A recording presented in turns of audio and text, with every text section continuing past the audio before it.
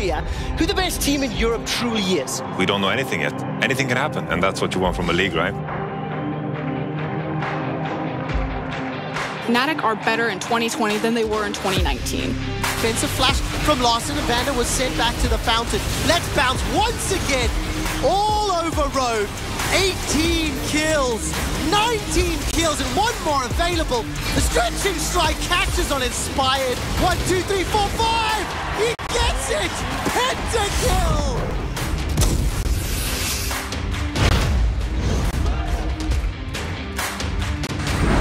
And the redemption isn't going to land. Selfmade comes in though and lands with a hate spike. Alright, Alphari flashed away from the supreme display of talent, but still got damage done. Nemesis is being eaten away by the cannon barrage. He stays alive long enough. Alphari in the 1v2 gets the kill.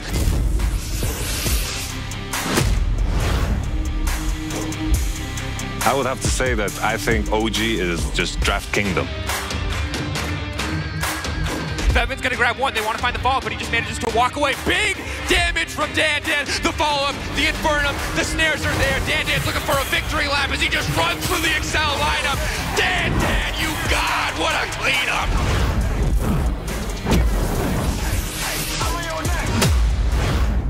Misfits and Mad Lions, they have met a certain threshold that if you do give them an inch, they'll take the whole arm off. Follow Carzzy! There are so many spears! The Ren needs to do a lot of damage though. Push the button! Manages to take down one of the caps. Kaiser and Carzzy are doing so much work.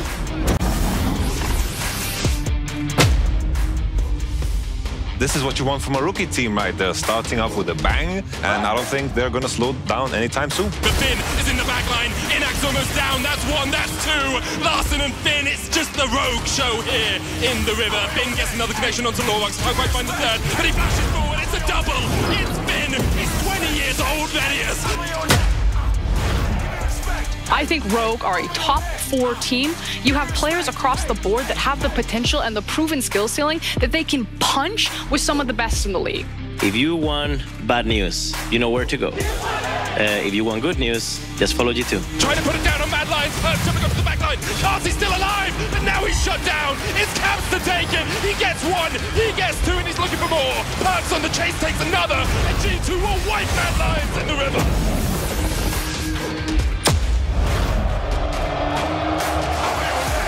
True barrage. Jankos gonna jump into the pit. He goes on double. He steals it. Jankos, so much weight on his shoulders. Give me respect. Hey. Give me respect. Hey.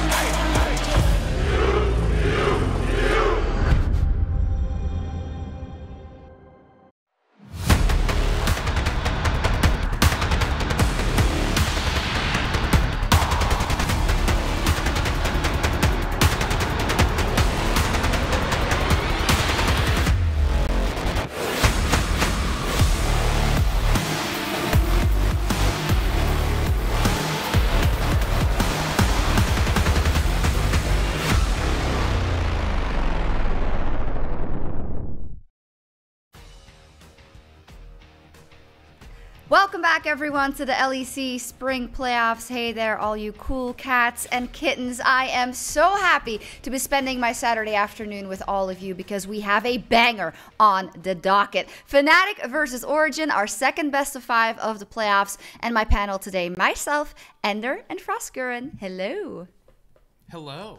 Hello. Ready for the games. He didn't even crack a smile when she said cool cats and kittens. He typed an exclamation mark in Discord. I saw it.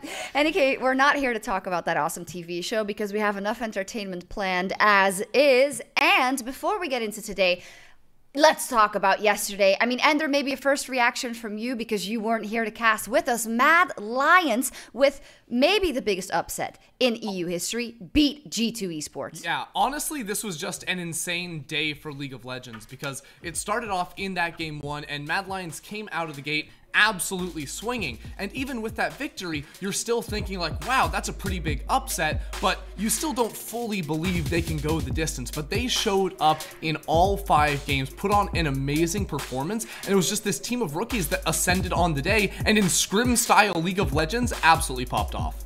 Yeah, and just kind of speaking to that idea, the team of rookies that ascended on the day is what you say. It was the fact that across the board, everyone stepped up individually and as a collective team. Orome was playing tanks and carries, playing weak side exceptionally well. Shadow went toe-to-toe with Jankos and was styling on him in the Lee Sin and the Elise matchup. Humanoid played also tanks and assassins, was able to survive the onslaught of Perks and Jankos. And then the bot lane and Carzzy and Kaiser showed that they are a top 3, if not potentially a top 2 bot lane in the LEC. And Jankos even said it in an interview afterwards. He said, I was bested on the day. Shadow outplayed me. He was better, and he was a very big part, I think, as to why Mad Lions was able to complete that upset. Every single early game, rather, he was where he needed to be, and he topped it off with a 16-kill Olaf game to earn him also Player of the Series. Yeah, honestly, that game 5, it was such a Smurf performance. It looked like he was playing against Gold 2 in that one on the Olaf. He was an absolute monster on the day. And while, yes, that is the game, that's the performance that people will remember for a very long time, because this upset will be remembered for a while. It was all the other early games where he was still in his signature fashion, coming out with creative pathing, getting things done around the map. And that's the thing we always tell teams. How do you beat G2? Well, you need to be able to attack them early, and it starts in the jungle role.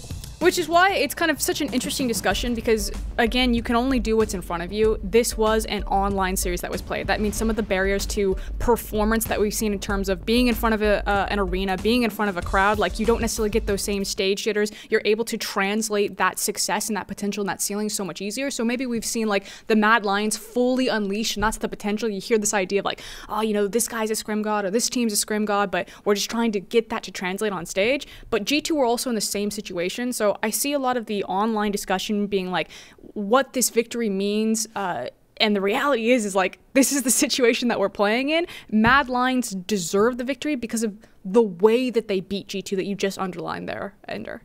Yeah, and you're both playing in the same circumstances, but I think we don't have to beat around the bush. It is making a difference, and some players may very well show up differently because of the situation, but then it is your job as a pro player to adapt, so we will see how everything evolves. We're happy we can play everything out. That is, of course, our main priority. Now, yesterday came a bit out of nowhere, and I've had a lot of people saying, well, typical, always predicting G2. You guys did it as well, by the way, because we asked you on Twitter for your predictions for the whole bracket for the first round, and 85% of people on Twitter thought G2 would win, and I think that just shows how much of a perfect storm yesterday was.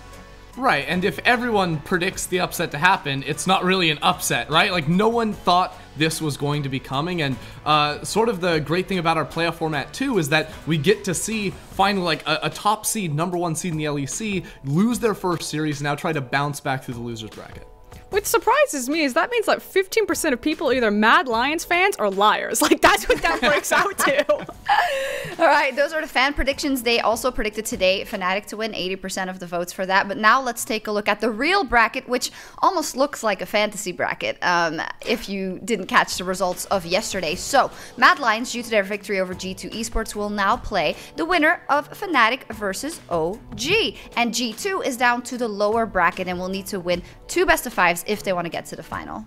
Now, the important thing here, looking at the bracket, is you can see G2 sort of skipped a match down there in the losers. That is because, of course, they were the #1 overall seed, so they would be the highest seed moving out of the winners bracket, meaning that the loser of Fnatic OG actually goes down and has to play a match against winner of Misfits Rogue before they can fight against G2 again. So they effectively get 1 game bye. And if everything continues to go out kind of like how the fans are predicting it, how a lot of the analysts are leaning, I think the real loser here is Origen. Origen are like, we worked so hard to be top 3, and because Mad Lions upset G2, Mad Lions may have just snatched the spot from them. Now Origen really have to step up over Fnatic and force one of our big 3 teams into that 4th place position. And I'm actually really happy that we have this new system and this kind of happened, because I think it'll show how cool the bracket can actually play out. And I think it already is. There's a lot of people now saying, but oh, and G2 isn't out? Huh. But I mean, a lower bracket, that's how it works. And that's why it is so interesting, because you get a chance to fight back. But in the current state of G2, maybe they don't even get out of that lower bracket. I mean, that's something to discuss for another day. I mean, I don't know, Shocks. Like, we try to please them in every single way. They say they want double limb. You give them double limb. They get mad that G2 are still in the tournament. Now we can have them come back from the lower bracket, ascend to victory. So call them I out. don't know. Hey, I love the format. And kinda, they're sort of technically in booths right now too, so we've got everything for them. Yeah, I mean, everything's exactly how people want it. We're just joking around, of course. No, we're not joking around. Are we joking? Are we? I don't know. You know what? You have a mind of your own. You can make your own decisions, viewer. There you go. But I am going to tell you to watch something in 2 days, and that is the play-ins for EU Masters, because we couldn't have made up a better kind of PR situation for watching EU Masters, because this is where you're going to see the stars of tomorrow, and the proof is in the pudding, from the rookies of yesterday who upset G2 to the stars of tomorrow in EU Masters. It is starting all on the 6th of April, and the broadcast will be at twitch.tv/EU Masters. Yeah, and while I encourage all of you to go and check out those games, keep in mind, this is also where scouts, analysts, coaches for actual pro LEC teams are also going to be watching this footage. You don't have teams, I mean, we always have these teams that come into the LEC and surprise. This year, it's Mad Lions, and it will be no different in 2021, 2022. The players in this tournament you may very well see as your next big stars in the coming years. Yes, and from EU Masters and the stars of tomorrow to the stars of today, because we have found our all-pro team. And just as a reminder, all-pro team MVP, Rookie of the Split, Coach of the Split is voted on by a committee of players, coaches, LEC broadcast partners, third-party media, a whole bunch of people. But this is what they came up with for all-pro team. Alphari, Jankos, Perks, Reckless, Mickey X, caveat, this is regular season performance-based. Yeah, and that's the big asterisk to highlight, because I feel like a lot of people will see a lot of these G2 names across the board right now and will be ready to eject them for the Mad Lions, but it is based off of regular split performance. And I feel like a lot of these were actually pretty close. I don't know how your voting fell down, Ender. Was it this one exactly? Yeah, I actually nailed these. All 5 players made my list, but it was actually really tight in some of these positions, like top lane especially. Yeah, actually, sorry, what? I think I didn't vote Mickey. I put him 3rd or something because I wasn't really convinced. So, and I was actually surprised that he came up, to be honest. But again, since it is such a wide net of voting, I do want to hone in and kind of kick off with top lane in particular, because I think that was the most contentious. I think Alphari beat Whippo by something like 3 points only, so it was a very tight and very stacked race across the board, which I guess is kind of a good thing that we have so many star players that we can talk about in the LEC. Go ahead, Ender. Yeah, no, I was just gonna say that Alphari has been so dominant in lane especially, and Origen throws so many resources this guy's way in the draft and everywhere, but honestly he shows up and he's been improving year on year here in the LEC. This split has been such a breakout performance for him in terms of not just smashing his own lanes, but transitioning that into the rest of the game and having some serious carry performances, and that's why I think he is very deservedly in the #1 spot in the top lane. Yeah, and he was in a super stacked role. Again, it was really contentious. Whippo and Wonder, Odoamne even on the back half. I think he was kind of like a honorable mention. Some people even had him crack into the top 3 just because of the performance that he gave on Schalke. But it felt like the one position that was not in dispute at all was AD carry. And if you didn't have Reckless, I actually think you were just trolling. I don't think there was any way to make any sort of fight for anyone other than Reckless, because he's quietly been having probably one of the best splits of his career. He's been absolutely smurfing it up, you know, and you say quietly, I say kind of with a bang almost too, because like everyone just expects him to perform, right? But if for a while now, it has been waiting for him to like really step into his own as other people on Fnatic have gotten a little bit more of the spotlight. I think this split on some of the new AD carry picks, he's been super, super solid. And then on things like the signature Ezreal too, he's able to show multiple different styles, multiple different forms, but every single time you know Reckless is going to show up and be the best player on the bot lane. And a word that really describes him, which you mentioned in rehearsal as well, Ender, is a timeless champion, a timeless player who has been through so many different iterations of his own roster, even been on another team. We don't talk about the Alliance here. We don't talk about that one. But, you know, different iterations of teams, different styles that came up within those teams, different metas, different champions, and he kept adapting and kept being that rock for that team continuously. And that's kind of the key word for me, is the adaptation. It felt like so long ago that Rekkles always had this, you know, he's good on certain champions, but he specializes in a couple of them and he doesn't have the widest array to select from, and that's just not true anymore. Rekkles can do it all. He can play weak side, he can play carry, he can play the traditional ADCs, he can play the weird mages. Like, he is now evolved into his final form, and it has made such a massive gap between him and anyone close to him in that position. Yeah, and it is, of course, that discussion of, is this Fnatic better than it has been before? And I think today we will start to see if there is any truth to that. And today we'll see some of our all-pros in action as Fnatic and Origen hit the Rift for an epic matchup. Everything they do or try to do is by the book, and we are the complete opposite. I'm on my job, I'm doing my thing, I'm do it again, they say whatever, now I'm talking, you should score, I'm going in, we probably have the edge, because I think in Best of Fives it's a lot about actually not playing by the book. Fnatic are better in 2020 than they were in 2019. Cooldown is Rajib sniping with the hook shot comes out. Oh my god! Alphari with the 1, 2, 3! Alphari isn't just winning, he's dominating. Best of Fives against Fnatic are always really close. They always have really good players on their roster. You have to be on top of your game to beat them. I don't think the play styles are going to decide the match. It's about who plays better.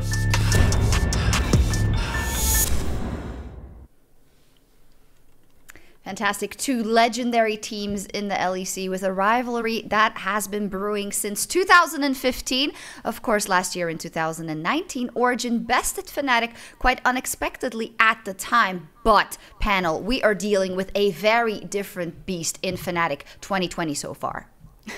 Yeah, and it's the change up of the guard from Broxah into Selfmade. So obviously Selfmade formerly played with Nemesis on the Mad Lions when they were down in EU Masters, or I should say down, in EU Masters in the ERL leagues. Coming into the LEC, they've now been reunited, and I guess kind of the question was, does this change anything? Like, losing Youngbuck, losing Broxah, does this Fnatic take a step backwards? And no, to me, it felt like they took 2 steps forward. Selfmade teaming up with Nemesis now doesn't make Fnatic a mid-jungle based team, but it means that they have the potential to be one, whereas previously they weren't. This is now a Trident team. Fnatic can pick when and where they beat you on the map because they can carry from all 3 lanes, which adds that evolution to them to allow them to compete with the big dogs like G2. Yeah, and it's so important, too, to recognize the fact that, you know, sometimes when you see teams make changes over the years, some of their strengths suddenly disappear, and I don't feel like that ever happened here with Fnatic. So many of the strong fundamentals, how they're all, you know, of the same mind, making plays, super responsive, you know, teleporting around the map, or even initiating fights, they're all in the right mindset. Like, these are all things that made them super strong in 2019 that have only carried over into 2020 and even leveled up in some areas. Yeah, they seem like a very cohesive unit when you see them on the Rift. Now, as we move over to their opponents, OG, I think the characterization just runs through still, even with the new members. They have, of course, Destiny, they have Upset, they have Xerxes now, but it is still a very methodical team, a team that takes preparation above everything to have the right plan against their opponents. Yeah, and if you sort of, you know, filter down into the individual players outside of just the team here too, you know, apart from Destiny, who hasn't played in the LEC before here, you know, these individual players at different points in their career, and some even now, have been able to make a very strong case for being the best or second best player in their respective positions. They sort of pulled them all together to make this team that, coming into the season, was supposed to be contesting for the top.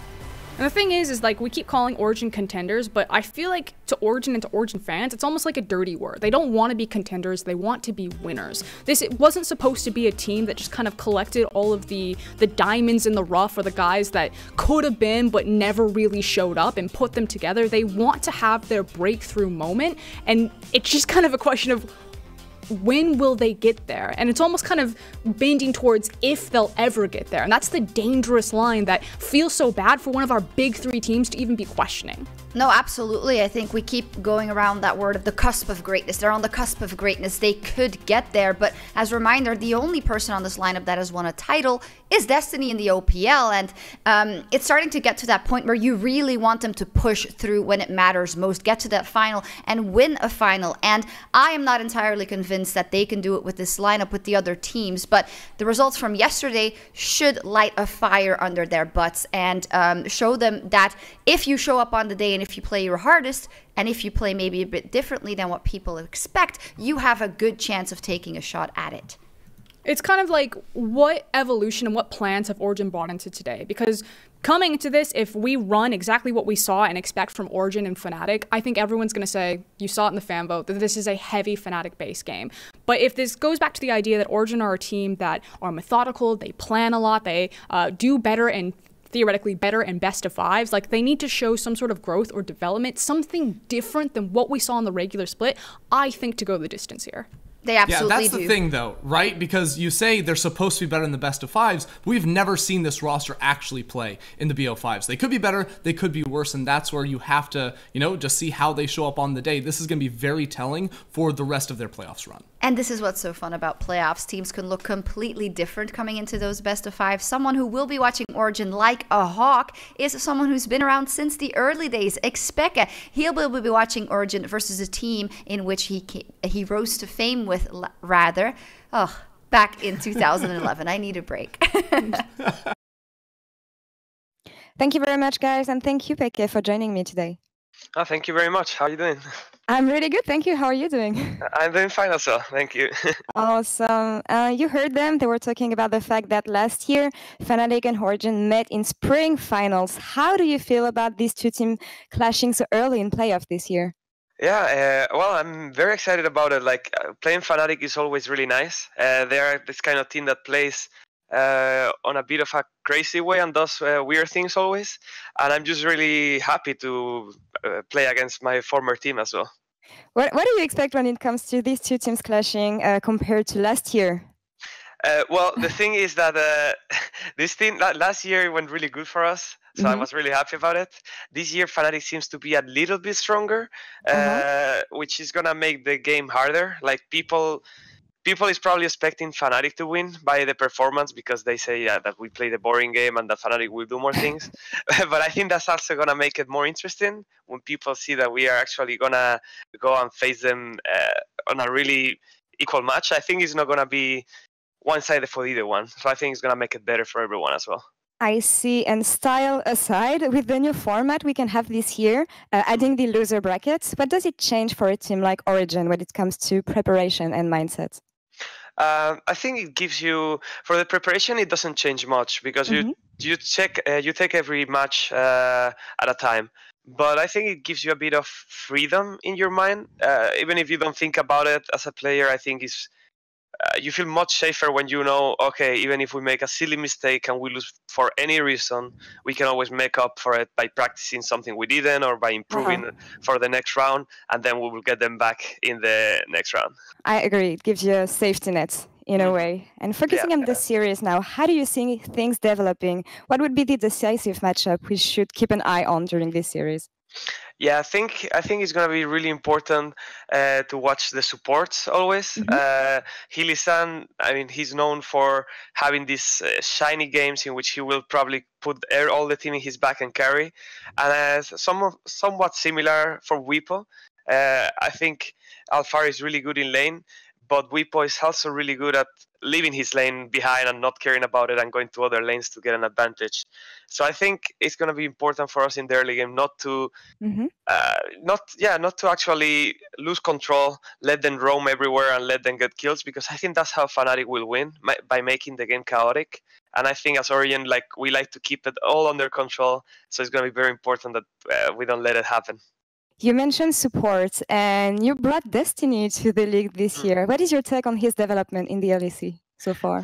I think he's been growing a lot as a player. Of course, when he joined, he was maybe more nervous to do stuff, or you could see that he was not comfortable. Of course, probably for him it's a big thing playing with known players in LEC. But I think he's getting more and more confident every time, and he's not afraid to try and do mistakes, which is good to learn. And I think he's gonna be ready for this semi. Yeah, or quarter, or however you call it. First round, let's say. Yeah, first round. First series for Destiny. Thank you very much, Peke, for joining me and for these answers. Good luck in round 1 against Fnatic. And to wrap this interview, we're going to send it over to you guys. Thank you so much. Wonderful interview with Peke. Looking at the supports and mentioning Fnatic's strong early game and mentioning that they can't let it get too chaotic and out of control. And when we look at the play styles of both teams, I think for Fnatic that is especially good advice for Origen, because their early games are incredibly aggressive and incredibly clean, and they can set up every single player to carry.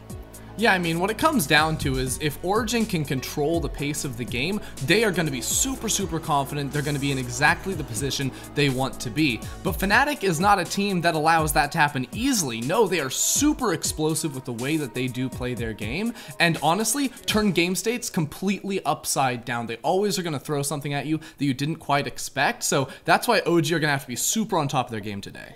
I feel like a Fnatic game is always going to feel more fast tempo, a bit more chaotic, but it's about recognizing when they have kill pressure and what to do with that kill pressure, whereas Origen don't necessarily take advantage of that as often as they should, or as often as the top teams like the G2s and the Fnatics that have what feels like a much faster playstyle. Origen like to prioritize their waves, they like to prioritize kind of the stable way of farming gold, of playing more of a pressure-oriented game and playing more of a wave and objective-oriented game.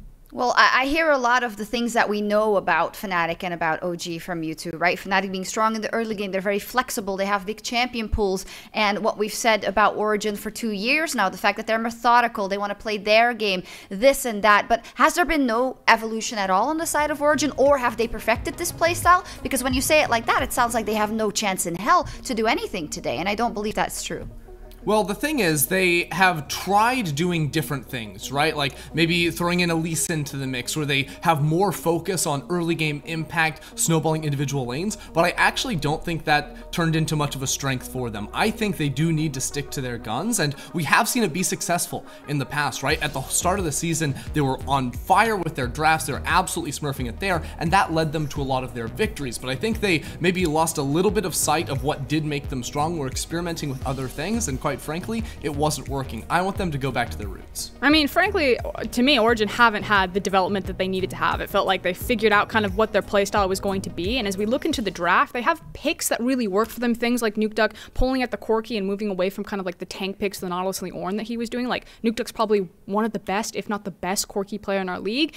But they also have a lot of draft weaknesses, particularly around their support pool. They really over-prioritize getting Destiny on a comfort matchup, and I think it also hamstrings them when you're forcing Nukeduck or Alphari to not necessarily get the best matchup that they need. And then they're also very reliant on AP junglers for Xerxe. You mentioned that, like, yeah, he's shown the Lee Sin, but I wouldn't say that Lee Sin is like one of Xerxe's most comfortable champions, even reaching for something like his Nidalee that he used to be known for. So these are things to watch versus a team like Fnatic that has so many versatile picks that flex across 4 to 5 roles in some of them. Yeah, and not in the least in that top lane, and I think we want to put a bit of a focus on it. We heard about Alphari already. Alphari has had a stellar split so far, but Bwipo is very close behind him, if not better than him when it comes to the clutch at the end of the season. I would definitely say that just because of the impact Bwipo has had, the way he's cleaned up the amount he dies, the way he's able to completely throw a draft into disarray, bit all his possible picks, and just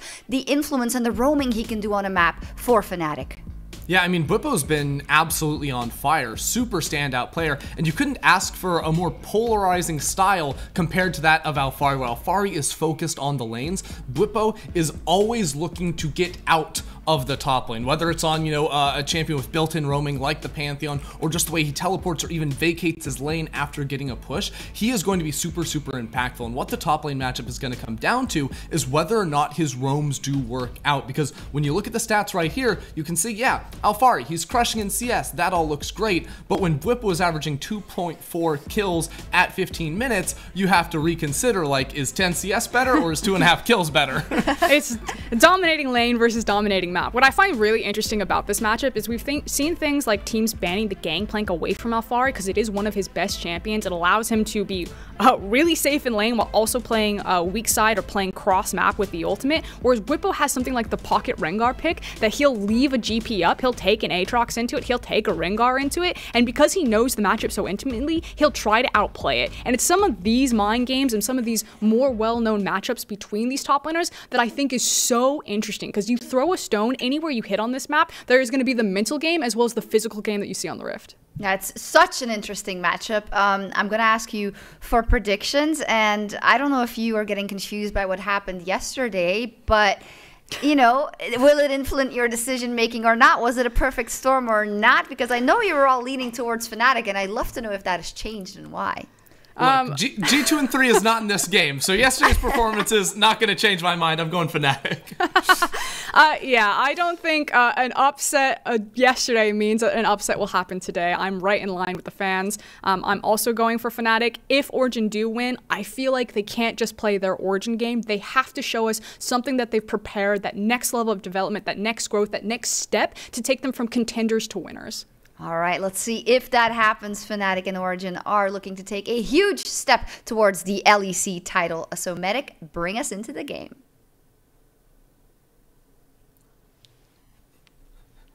You have today Vedius. Well, hopefully 5 games of it. It's Fnatic versus Origen. I'm Medic. I almost said I'm Vedius as well. This is Vedius joining me on the other side. I have many personalities, Medic, but you are unfortunately not one of them. You don't think you I'm excited. I'm excited for today's game. We've got Fnatic versus Origen. The analyst does seem to be very Fnatic favored. I think the obvious choice on paper is, of course, Fnatic, but the obvious choice last year was Fnatic. Medic, in the spring semi-final when it was OG versus 3-1, everyone voted for Fnatic, except one analyst, of course. But it was interesting to see how well Origen played and prepared for that best of 5. And this is a thing you can never underestimate when it comes to Origen. Like, throughout the season, we've been talking about how good their drafts are. And yes, Fnatic evolved and they got better throughout the split. But what I think is super interesting is what the approach will be. What will the focus be in this draft? Because I do think that Origen is very strong when it comes into these best of 5 scenarios, when it comes to preparing and planning, especially against a team that they played a lot in the form of Fnatic. Well, we are going to jump on straight into the draft here, Vedius. Fnatic versus Origen. Fnatic on the blue side, and you and I discussed this earlier. The Kalista ban is the first ban that reigns true from Fnatic. Karthus to follow it up, and a Set Pantheon removal from Origen.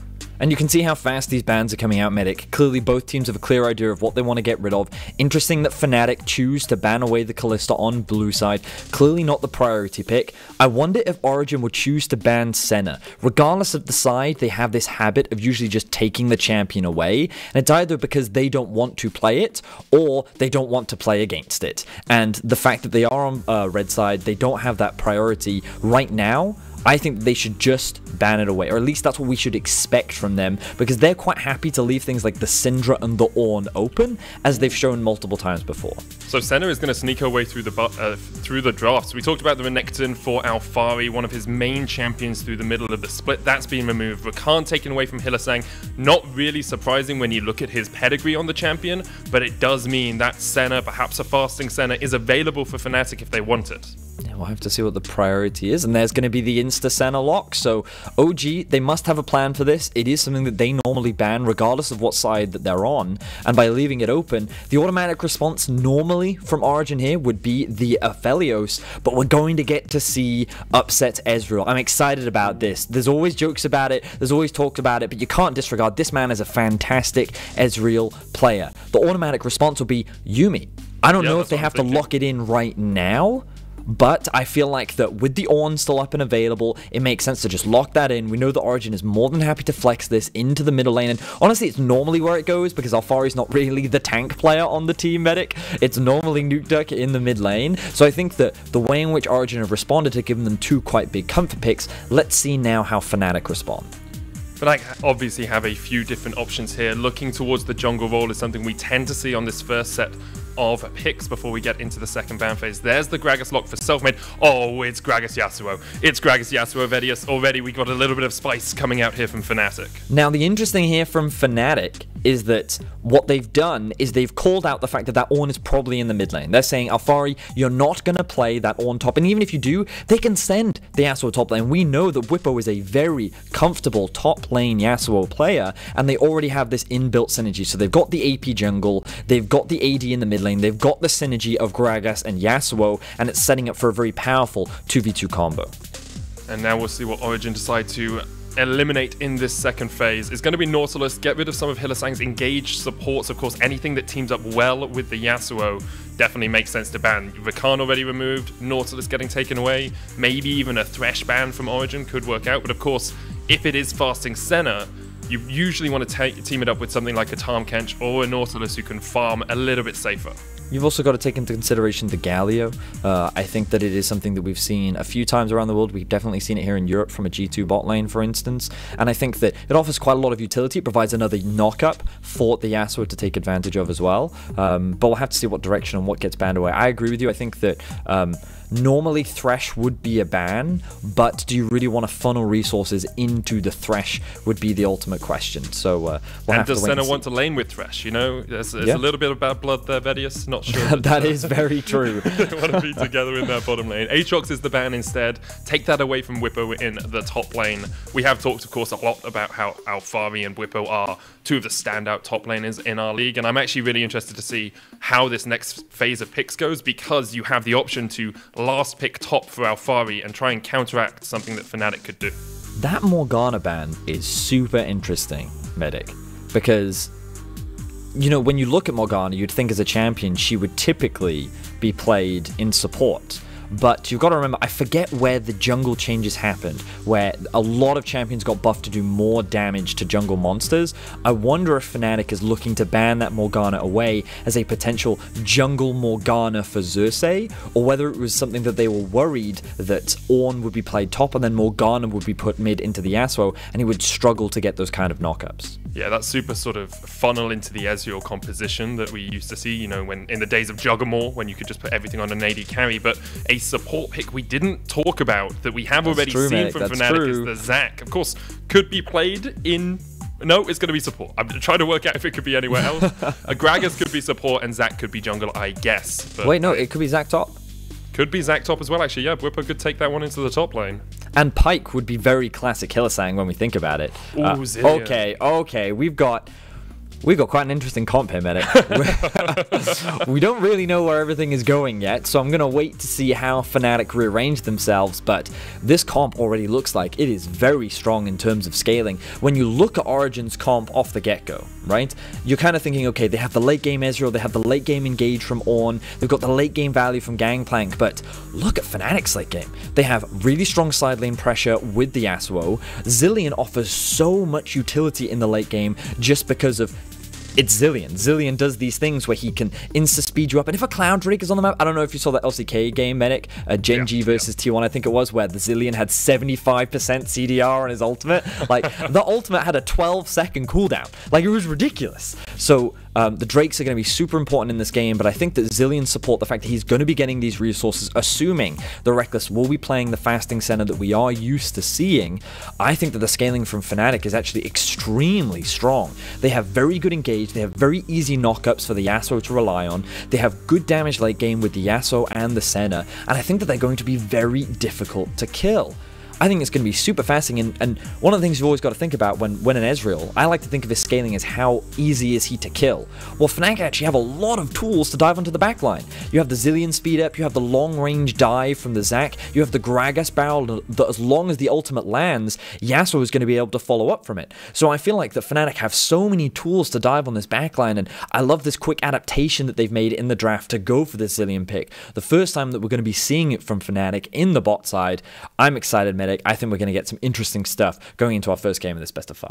I mean, you can always trust Fnatic to bring out something just a little bit spicy when you get on into the draft. Mithy, this split has been playing around with his pieces, saying, oh, we could put Zac top, we could put Zac in the bottom lane. Origen, a little bit more conventional from them in terms of draft. You know, you're looking at Alphari's Gangplank, you're looking at Nukeduck on the Ornn, Upset on a scaling AD carry, but the question has to be, how safe can he be? Because across history, Fnatic tended to have the advantage in this matchup. Of course, the last time they faced in a best of 5, as you said, Vedius, it was Origen who came out with the win because they were ready, because they had come in very prepared for the draft.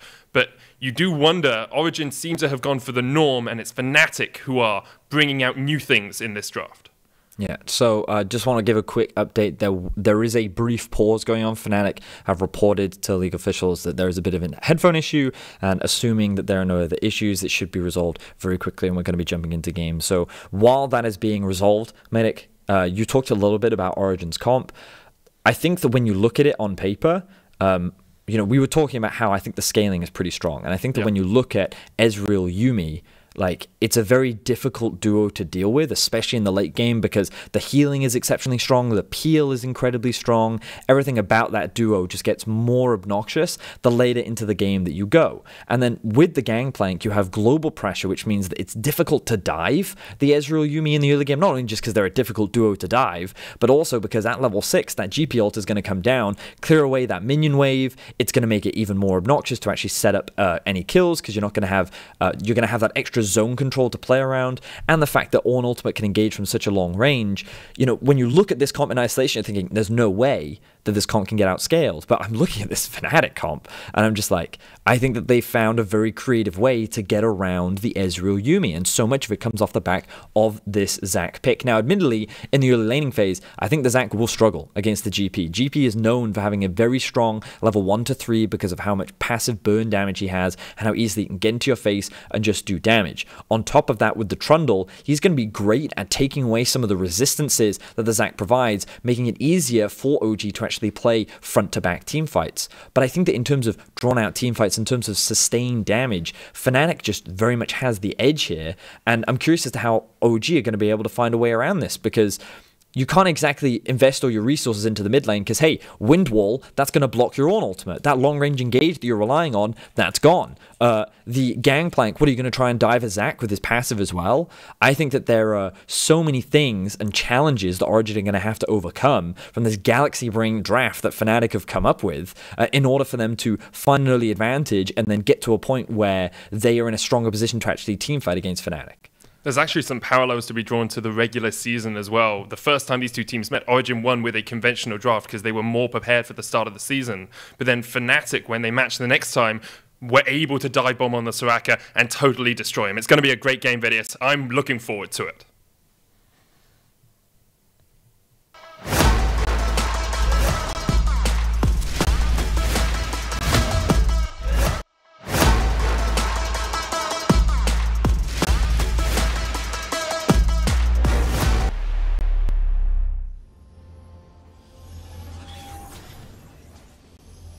On to Summoner's Rift we go. First game of what I hope is 5, but what could quite possibly be a few less than that. I was looking at Hylissang and what Summoner spells he decided to run here, because I thought they were running double heal in the bottom lane. That's not going to be the case. It's teleport on Hylissang. Now, what this does allow a Zilean to do is TP into fights and actually totally change the way a fight is playing. If he sees someone dying in the top lane and he's level 6, he's basically a Shen ultimate with a little bit of a delay. It's like, I'm coming in, as long as you can survive for the next 2.5 seconds while I challenge my teleport, I'm then going to hit you with that Chrono Shift and bring you back to life.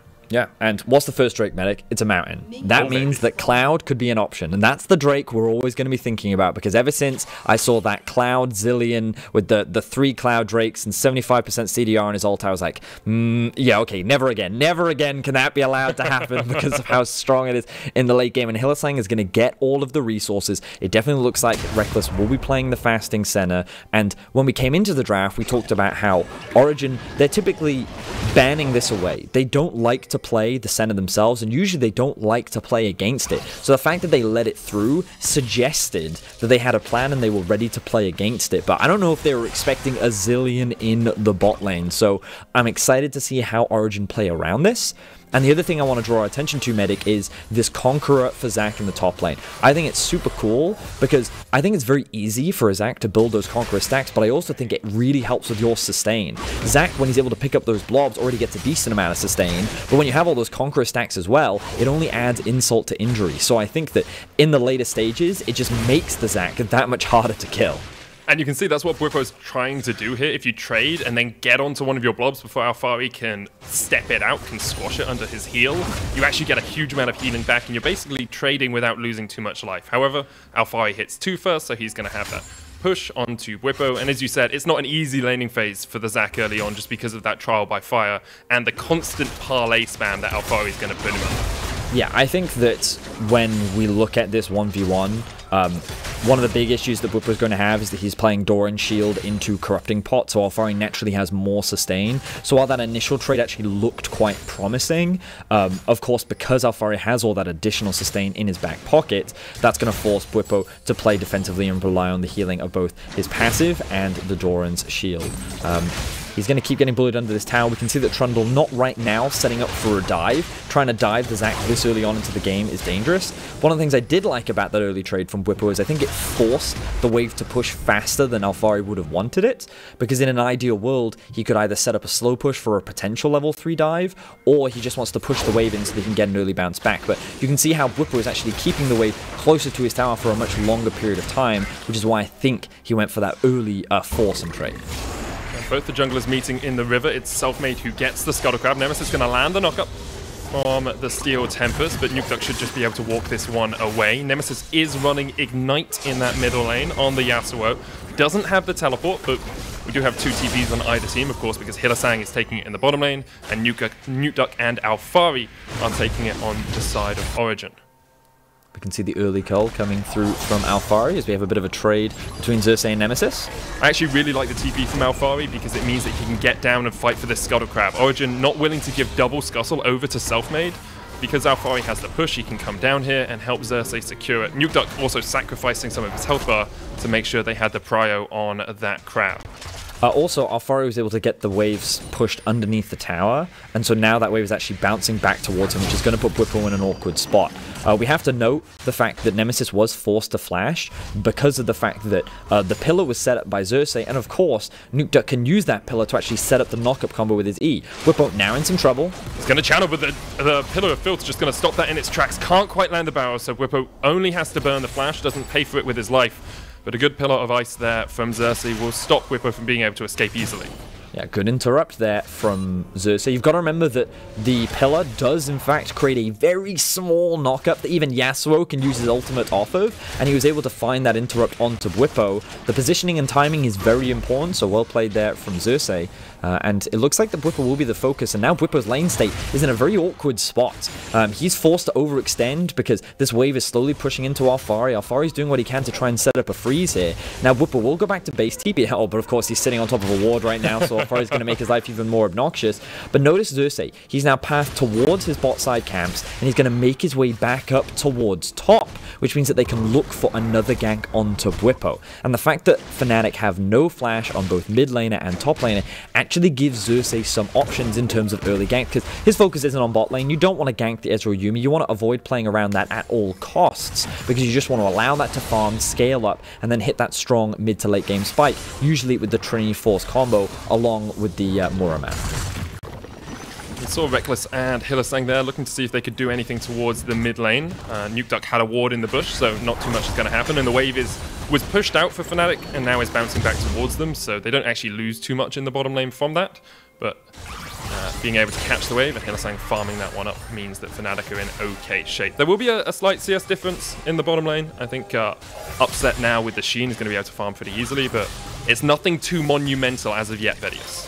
Honestly, I think Zilean is one of the hardest champions in the game to last hit on because his bombs ruin everything, especially in the early game. Like, they do such an awkward amount of damage, you can't just set up easy wave clear, which means that when you try to use the bombs to like thin out the wave, it really does screw a lot of things up. So I'm not surprised that Hylissang is a little bit behind. You actually see the poke from this duo is obnoxious. We know it is. And while Rekkles and Hylissang do have a decent amount of poke on their own, I think that the sustain from the Yuumi can slightly outmatch. So I think this matchup ultimately is just going to ebb back and forth. No one's going to really play for prio. There's also not a lane that either team really wants to play around. The top and mid lanes are where the focus is going to be, as Bwipo uses his jump early this time. Yeah. He doesn't want to get interrupted by the pillar, but he must be aware that Xerxes hanging around.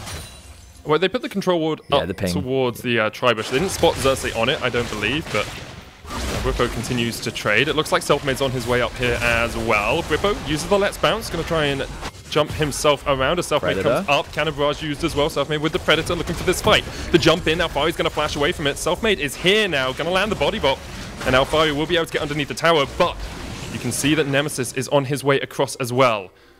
Now this is going to be hard for Origen to get away from because Nemesis can just dash through. There's the Ignite. Alphari might just die to this. He doesn't have any potions. He doesn't have any stacks. And First Blood goes over to Nemesis and Fnatic. Great roam from Nemesis up towards the top side of the map. Fnatic, it looks like they're not done yet, though. They want to try and set up the dive onto Xerxes. There's no minion wave yet. Oh, the cast doesn't connect. Nemesis going to try and juke his way through. Yeah, let's get the last breath. The Call of the Forge God coming out as well, but Nemesis puts up the wind wall. Of course, can block out Nukeduck. There's the Dawning Shadow. Xerxes able to dodge away from that one as well. Nemesis goes back in towards the minions. He's surviving. Nukeduck has to flash away. One more auto. The minions on Nemesis aren't quite enough damage right now, and Nukeduck caught underneath the tower. Nemesis alive, and Fnatic 2-0 up. Wow, Fnatic just straight up outplayed that from Origen. That was beautifully done. Nemesis, I thought his life was over. He didn't have the flash. There was no way he was going to get out, but he makes the outplay happen. Great Yasuo mechanics coming through. So he knows that the Ignite is more than enough to kill. Alphari's Orange is still on cooldown, and as you identified, Medic, no health pot for him to utilize to get him out of that situation. Then they want to set up this dive. They do see Nukeduck coming up, but here, notice the positioning of Nemesis. Like, great combo from Nukeduck, but then they immediately turn their attention onto Xerxes to force him out of the fight. The wind wall completely prevents Nukeduck from being able to secure that kill. And then the ultimate, all the way from the bot lane, actually gives Nemesis a big enough shield that the minions aren't enough to kill Nemesis. He's doing what he can to get these small bits of lifesteal off of the minions using his double Doran's blades. And then he ends up getting the passive that I forget the name of from his runes that ends up giving him enough health to disengage. Yeah, incredible stuff there. And I think that sort of play really exemplifies the difference between Fnatic and Origen in the early game. We looked at how quick Fnatic are to play in these, during the second half of the split, and they have a very high kills a minute score. 0.91 kills go down in their early games. You have a quicker game time than Origen, and at 15 minutes, they average 4.1 kills. That's the second highest in the league. Compare that to Origen, who are sitting lowest in combined kills a minute, 7th in game time, and 9th in kills at 15. Fnatic love this early action. It's where they thrive. Yeah, and I think it's reminiscent of what we come to expect, right? And I think that Fnatic love to play this hard-fast style, typically playing through top lane a lot in the early game, and then they allow Bwipo to move around the map and start applying a lot more pressure. And I think that they also love to rely on their mechanics, knowing that in these situations, it's very G2-esque, where sometimes they'll look at these 50-50 situations, can we outplay here? And then they're able to make it work because of the talent on their roster. And I think that they prepped very well in the draft. Or I think it's better to say they adapted very well in the draft. They clearly came in with, okay, Senna is left up and available, let's try and grab it. But then the way in which they evolved and pivoted, expecting the Ornn to go into the mid lane, drafting the Yasuo, allowing you to have permanent priority in this mid lane to give Nemesis the freedom to roam. They then set up the dive onto Alphari as well, and they found themselves 2 kills. We already talked at length in the draft about how I think the later this game goes, the harder it's going to be for Origen to play against this comp. And I think that right now, with the position that Fnatic's in, they're setting themselves up nicely for the mid to late game. Yeah, already 1,000 gold in the lead. You've got Rekkles down in the bottom lane, got himself an Executioner's Calling early to try and deal with the healing that comes out from a Yuumi. Xerxes trying to get up here towards the top lane. Bwipo is going to step forward. Xerxes comes in, looks for the pillar, lands it, but Bwipo can use that flash. It's back off cooldown, so he's able just to jump away. So Origen not slowing down. Xerxes has invested a few ganks now towards the top side of the map, but Fnatic are not slowing down either. Nemesis already on the roam. Going to use that blast cone to get some information. And primarily, this transition up towards the top side of the map is to help Bwipo push out this wave, but also threaten a dive. Well, it's very threatened right now. You can see how far back Alphari's having to stand. Usually one of the key contributors to his team in terms of damage across the course of a game. Shutting him down is so important. Nemesis is going to step forward here. Xerxes in the right position at the right time. There's the knock-up. Nemesis does still have his flash, so Origen aren't really going to be able to get too much more out of this. But as far as you can put Alphari behind, the better here for Fnatic. Let's bounce use. Bwipo's just going to try and trade, gobbling up all those goblets, and doesn't have another target for the stretching strike. So just going to be able to take it down at this turret plate. And with the Cannon Barrage, Alphari will clear out the wave to make sure that he can't get dived. And what's fascinating here is you can see that Bwipo is starting to win out on these 1v1 trades, and we talked about how strong the Conqueror is on Zac. I think we got to see a great example there where his health bar just didn't go down. But now Origen, they're moving on the map. To the bot side they go. For Hylissang. Meanwhile, in the top lane, Selfmade's popped the Predator. Alphari, you don't have Flash, man. You don't really have a way out, and he is already done. In the bot side, nothing really happened. The gank didn't work. Hylissang took a lot of health, but was able to survive. Yeah, and Origen, they're struggling right now. Fnatic, they were able to mitigate the pressure that was applied on the bot side of the map. Hylissang did use his ultimate. I wasn't sure if it was actually needed or not. Either way, Origen, they don't find a kill. Fnatic extend their lead to 3, and they're sitting at a 2.5k gold lead right now, Medic. This is the clean level of play that we come to expect from our top 2, which is quite the stark contrast to what we saw from G2 yesterday. Look at that gold lead in the mid lane, Betty. It's a grand. It's over 1,000 gold, and we're only 12 minutes in. Yes, Nemesis has been involved in those kills in the top lane, but he's also just out farming Nukeduck, who hasn't really had the opportunity to influence the map that much. 13 minutes in, Fnatic in the driver's seat in this game.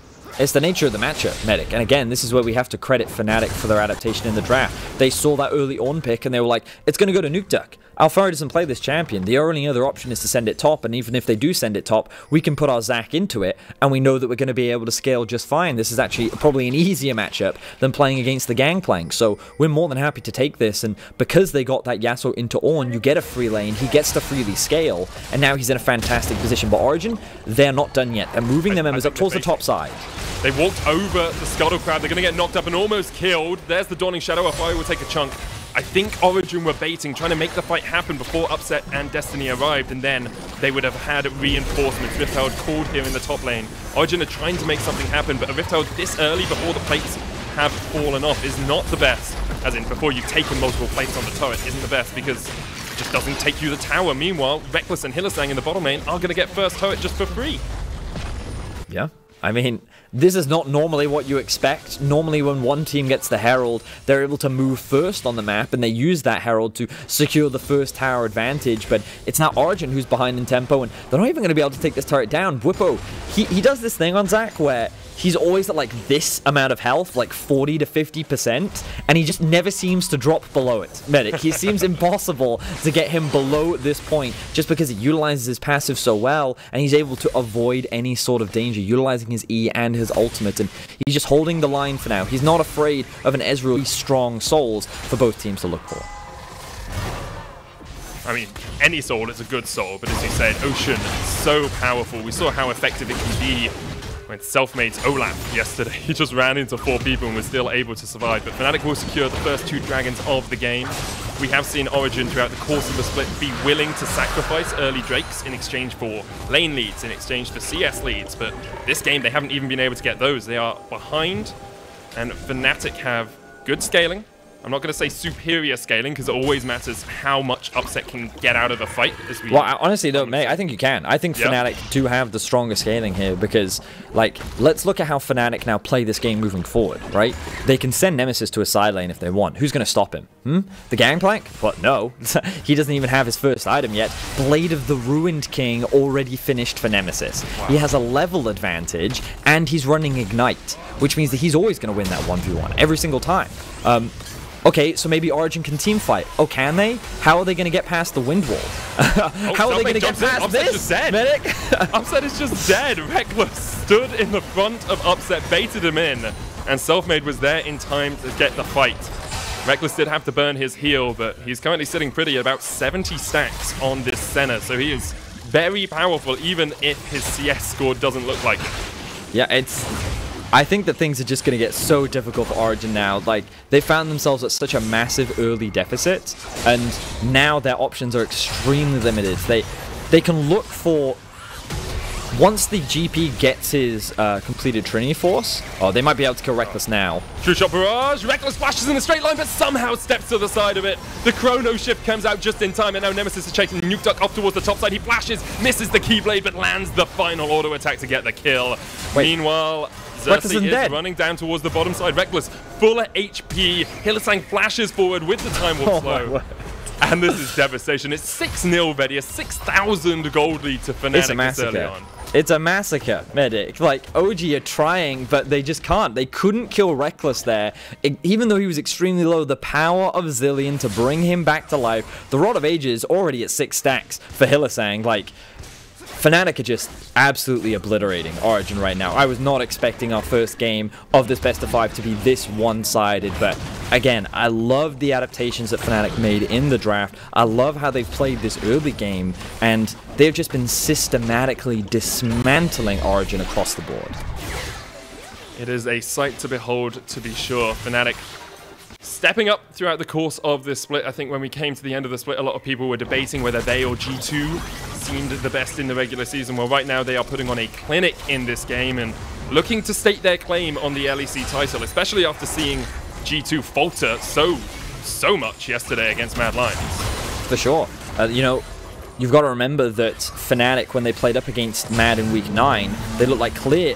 Ooh, Rekkles is in danger now. Oh no, but he's got the Chrono Shift. Here comes the teleport. Fnatic always willing to take a fight. Whipper's going to join the fray. Rekkles locked against the wall, though, and can't really get away. He heals up. The True Shot Barrage doesn't connect him. Rekkles is still alive. Eventually he falls, but the double bomb finds 2 targets, and now Whipper's jumping forward onto Upset. Upset, you got to stay alive. Destiny's trying to jump around, dodge as much as he can, but Nemesis lands the shot and gets the kill. The knock-up as well. That's 3 quick kills, 4 quick kills over to Fnatic. They only lose Rekkles, and they still have a Rift Herald to boot. So Origen, they're not going to get perfect gamed. They're able to take down Rekkles, but that's the only consolation prize they're going to get as Fnatic find themselves 4. They take down the tier 2 tower. They have their eyes set on the tier 3 in mid, but they're not going to overcommit. They're going to push their waves and look to reset. And here we see, this is Rekkles overextending, right? He is clearly overstepping his bounds. The rest of his team is not in a position to assist him, but look how much time Hylissang's ultimate buys. It also puts him straight back to full health. He goes back a 1,174, and he just buys so much time, and now the rest of Fnatic have arrived. OG is sitting there being like, how come we can't kill anyone? And Fnatic is just like, well, let us show you how it's done. Origen ends up getting wiped off the map, 4 members go down, and Fnatic, they've now extended themselves to what, 8k? Is that 9k gold lead? Yeah, 9,000 gold lead, 19 minutes in. This game is about as one-sided as a game can be. Upset has finished his Trinity Force. Rushed that instead of getting the Manamune, wants the immediate damage instead of the stacking Manamune. But apart from that, the only other completed item is a Sunfire Cape. Well, there's 3 completed items. Sunfire Cape and the Athenes alongside the Cinder Hulk on Xerxes. So when you look at Fnatic and they have 2 completed items on most of their players, I'm pretty sure I know which way this one's going, Betty. It would require a pretty monumental throw from Fnatic. A satchel charge level of throw, you might say. I'm not going to comment on that. But the Ocean Salt is going to be the one on the board. Fnatic obviously in prime position to secure that one. And as you're saying, the later this game goes, I think it only gets harder. The funny thing about Fnatic's comp is, normally when you look at Senna comps, you sit there and go, oh, their Baron is actually quite slow. But because you have Yasuo, it's not. Like, he's one of the best champions for taking Baron because his Wind Wall is able to mitigate a lot of the damage that the Baron throws out, but also he's going Blade of the Ruin King. His Infinity Edge is likely going to be the next item on the docket, and he's in a great position to be able to just burn that down. So Fnatic, once they get to that 3-item point, wait, is Selfmade also building Death Cap? I mean, the dude's 503, I get it, but it looks like that he is just going all in when it comes to the damage. It's dark technology. I believe it could be Zhonya's? No, it's not. It's No, Death it's Cap. not. It's just Death Cap. Yeah, it's 100%. He does have the Death Cap. components for Zhonya's, but there's no need to build it now because he's like, I still have my stopwatch, so why waste it? Like, I'm gonna get maximum efficiency right now. Instead, I'm gonna build towards my death cap.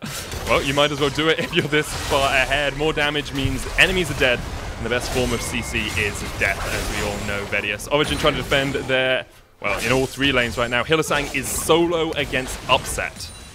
That's a Twin Shadows, fully stacked Rod of Ages, Zilean, forcing Upset back in the lane. And the problem for Upset is, yes, you've got cleanse, but you don't cleanse the damage from the bombs. Hylissang is going to be outputting a lot of DPS right now.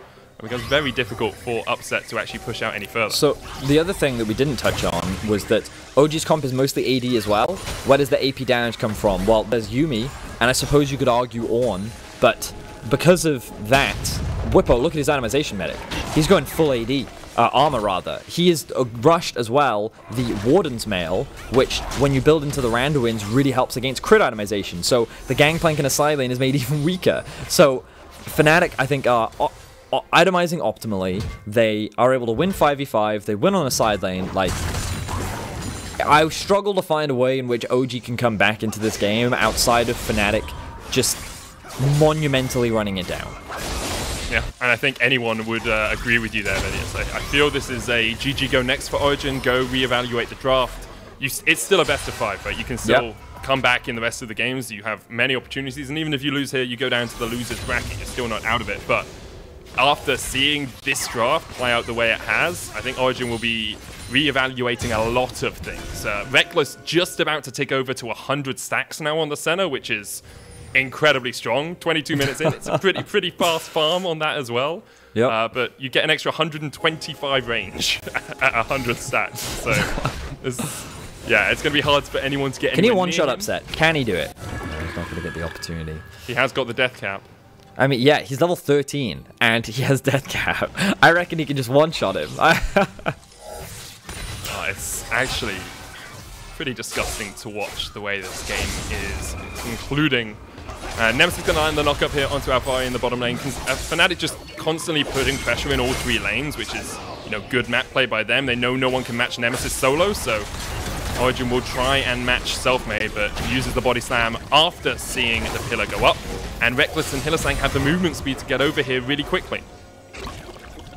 Wanted. Right now they're playing on all 3 lanes and they're trying to chip away at these towers, so they're kind of taking their time knowing that they win every 1v1 and 2 versus 2, and by keeping Origin thin you also avoid the risk of Origin finding a collapse onto a single member, getting a big shutdown, and maybe finding... So going in with the subjugate, there's the exhaust, but teleports immediately from Fnatic. Final chapter blocked by the wind wall, and here comes Whippo jumping in. Another teleport used by Hylissang as he wants to join the fight. Last breath from Nemesis onto the backline, and Hylissang's here now in case Whippo falls. But Whippo's still alive, still maintaining that HP bar just about as he heals up with the final little bloblet. Fnatic still only sit at 1 death, and even when Origin tried to go for that full engage, Fnatic were able to answer. Yeah, so that wasn't the cleanest fight from Fnatic, but you can see, given the gold advantage that they have, it still wasn't enough for Origin to be able to capitalize on. Fnatic will look to reset now and then go for the next Drake, secure themselves the Ocean Soul, and Origin, I just don't think they're in a position to contest it. They could look for a 5v5 and just accept that if we lose the Ocean Soul, then there's no way that we're going to win. But honestly, when you look at a 5v5, it's definitely a desperation play because they don't really have many other options left. Oh, that's it. Slowed up. Last Embrace going to lock him in place as well. The Dawning Shadow comes out and Reckless gets the kill. Selfmade with a smite for the assist. And Nukeduck now has to retreat back behind his tower. And without a jungler, you have to feel Origin cannot contest this dragon. Ocean Drake with a Blade of the Ruin King on Yasuo with a Zac as well is actually just going to be disgusting to watch here, Vedius. Yeah, it really is. I'm just surprised, right? Because, I mean, I was one of the... You know, we heard the analysts there saying, like, this is going to be really one-sided. Frost was like, I think Fnatic's just going to smash Origin. And I was more of the opinion that I think, well, okay, I think Origin actually preps really well for best of 5s. I think that the first game is going to be really telling for how they're going to approach to deal with Fnatic. And then they just get stomped. They just get absolutely obliterated. Not only in the draft, but also in the execution of everything. It's just, like... I didn't think there was this much of a gap. Now again, of course it's a best of 5, right? There's still many games left to go. Perhaps OG wanted to see what would happen if they left the center open, and if you remove it, do you think that solves the problems? Like, I don't know, but Origin are going to have to ask a lot of questions now because they can't afford to just blind pick this Ornn, for example, moving into the next game because Fnatic clearly have an answer to it. I think the priorities are going to dramatically shift. And yeah, I think it's going to be super interesting. So anyway, Fnatic are starting the Baron up. The rest of Fnatic is zoning Origin away. That's his dead.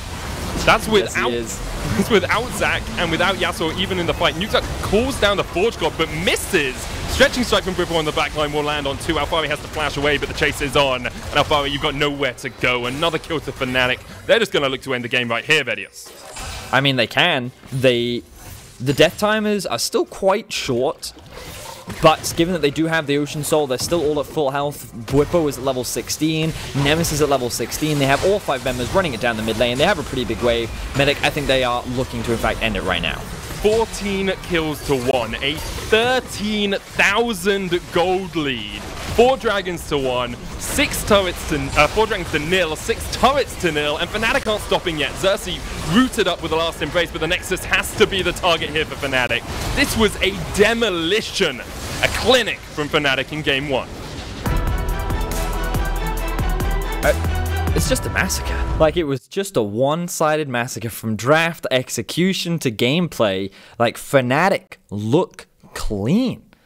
You know, the debate was happening after regular season that who is the strongest, right? Is it G2 or is it Fnatic, right? When they had their best of ones during the regular season, it was close.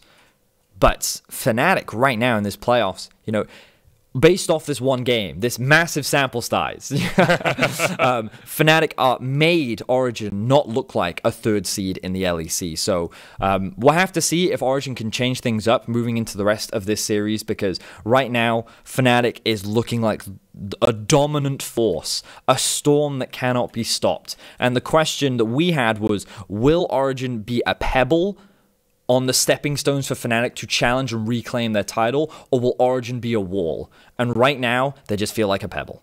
I think they feel like less than a pebble right there, but if you want more takeaways from Game 1, be sure to join our analysts after the break. And don't forget, tomorrow we're closing out round 1 of the playoffs with Misfits versus Rogue. Misfits has had their time this split, they've had their wins, they've had their moments, but right now, I think it's time for them to go.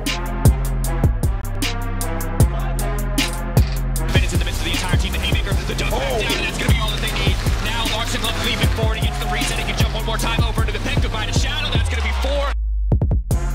I ain't choose the game chose me. I'm quite top lane. Yeah, down there flashing in. Look at where the power could bet.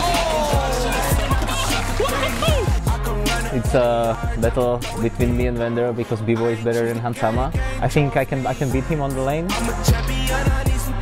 On the Rift, I'm going to want to smash it. It's going to be a pretty close match between us.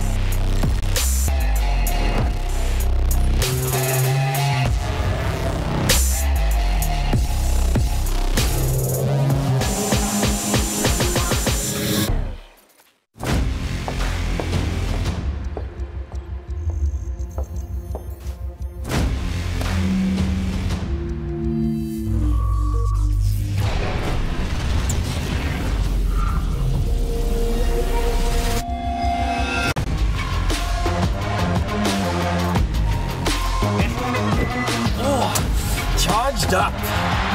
Hello, everybody. Let the game begin.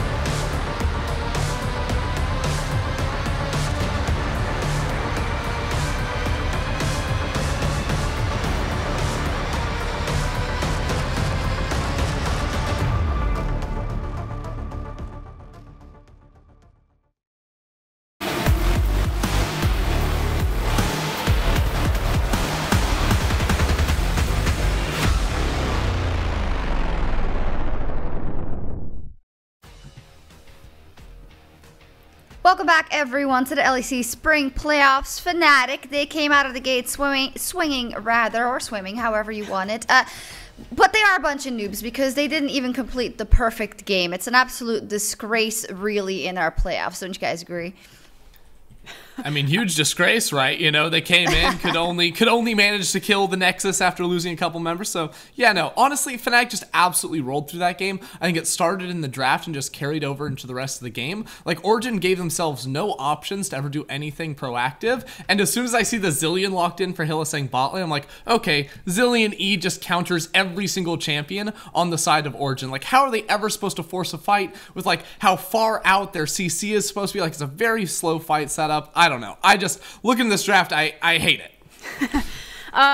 Yeah, I think Vedius did a really good job breaking down in cast kind of what the pros and cons, and I do think that Fnatic kind of hands down were really creative and won the draft. I think that then executed into a really clear game plan as we moved into the game, putting so much focus on a lot of these top dives, because I really want to hone in on the Yasuo versus the Ornn pick. You know, the knowing that it's not going to be Alphari's own, that Ornn, that technically is a flex pick, but probably is going to be for the mid lane, and then allowing Nemesis to get mid lane priority by having the Yasuo, so he's constantly going to be pushed forward, and he's constantly then going to have more time to look for the roam and to mess up Alphari and constantly put Alphari under pressure, diving him repeatedly with Whippo. Yeah, let's take a look at those dives, and Frost, what you're saying is that it wasn't just about the setup for top lane, but the fact that Nemesis had so much priority over Nukeduck on that Ornn is what enabled them to make these moves, and that seems like a preconceived plan to me. Yeah, and then you throw Senna on top of it. We've heard pro players talk time and time again that when you have a Senna, you automatically win the top lane as soon as she's post level 6 because you have the full map coverage of that ultimate. So I think it was a Ornn mid lane pick for Nukeduck. It's his most played champion during the split. Like, Alphari hasn't put a single game on it, so it was picked very early in the draft, and Fnatic knew it was going into the mid lane. And we've seen other teams do the same thing where you get mid lane prio and then you go collapse into side lanes. In week 9, Mad Lions did the exact same thing and made the game unplayable for Upset in the bot lane. So I think that this pick in particular for Nukeduck needs a complete rethought process around it for Origen, and they should not be taking it in these drafts where they have no playmaking ability anywhere in the early game. Yeah, I think what we're going to see is an adjustment into more of the Nukeduck LeBlancs or the Nukeduck Corkis, and he's going to fight for that priority, or they need to get rid of the Zilean. Because, Ender, when we were talking about it, you brought it up perfectly. It's like, yeah, you know that there's so much dive potential with the Zac that Nemesis is going to be going towards the top side to disrupt Alphari, but normally Origen respond by trying to dive bot side, but it didn't work out here. Yeah, let's take a look at it, Indiana, indeed, because it seemed like they were out of ideas and they went back to what they would usually do, and that is react with a bottom lane dive, but that also didn't work out, and I think then you're starting to despair when you are Origen. Yeah, and I mean, even in this play right here, like Origen, they see Reckless down in mid lane. It looks so juicy to get him, but he has a Zilean ult. So they spend so much time, so many resources to kill this guy twice that then the rest of Fnatic is able to come in through here and finish off these kills. This is after the whole play with like the dive in the bot lane too. This is after Fnatic had a monstrous lead in the game, but it goes to show still how Fnatic is willing to react to anything that Origen throws their way. Yeah, I got trolled by the replay. Let's now take a look at the correct one, and I'll go back to you, Frosker, and about how OG had to try something, and they tried to go for this bot lane dive. I'll take the point. It's technically Ender's point, though. It's Origen would normally then try to play bot side. They have things like the GP, so normally Alphari is able to participate with his ultimate here. So Alphari's under pressure, he's getting dove, he's thinking, that's fine, we can trade pressure for bot side, except because of Fnatic's composition on the Zilean and the Senna, you can't break it. So Nemesis gets to roam for free, and there's no trade for Origen. So either they need to decide, we're not giving up mid lane priority with an Ornn versus Yasuo matchup, hence, I'm getting LeBlanc, or I'm getting Corki for Nukeduck, something that can push out, or you need to deny the Zilean pick, because you think it's that obnoxious, and you need to be able to execute on those dives when Nemesis does make a roam away from the lane. Yeah, the Zilean Senna bot lane is actually so gross, right? Because you can't dive bot lane because the Zilean ult, and you can't play around top lane or mid lane too because Senna has her ult. And even then, if you can somehow cut through Senna R, like Zilean in theory is rocking the teleport as well and can also get around the map too. So yeah, this is just one of those drafts that I think Fnatic have been sitting on for a very long time and brought it out in game 1 just to absolutely school Origen. Yeah, and I mean, that's perfect. When you are a team and you go into a best of 5 and you can do that with this draft, then you know you you have the upper hand going into the next draft. A person I want to focus on specifically is Nemesis, and I feel we don't focus on him that often because he's the guy who's the great mid laner who just does his job and isn't always as flashy as, let's say, a Hylissang and a Bwipo, but he was really the key to this first game going into Fnatic's favor. Because that's the thing, Nemesis doesn't have to be flashy on Fnatic. He's surrounded by guys like Hildy, like Bwipo, like Selfmade, like Rekkles, who are kind of stepping up and making these big flashy plays, but we can all think of times when Nemesis does step up. He already showed on the international stage when he went toe-to-toe with Faker that even under the biggest spotlight, the most pressure, that he can make these crazy outplays. If you think back to his Ryze performances, his Cassiopeias, and it's just that unfortunately, Nemesis goes under the radar because he's surrounded by superstars, but that shouldn't discount the fact that he is the second best mid laner, no doubt. You can't just put him on the Ornn and have him be tank duty again. He's got to have some teeth in this matchup. Yeah, I mean, it goes deeper than that, too. I think throughout the entire draft, like, Origen never had champions that were in the position to actually make plays. So, yes, it's the mid lane, too, but it also needs to be a pick that's not Trundle in the jungle. It needs to be Destiny on something that can try to roam, because otherwise, Hylissang, Bwipo, Selfmade, now, everyone on Fnatic is always moving, and if you're sitting in your lanes, you've already lost. You are dead meat. Well, we'll see. Fnatic kicked things off with a very dominant win over Origen, but we'll see if OG can bounce back after this.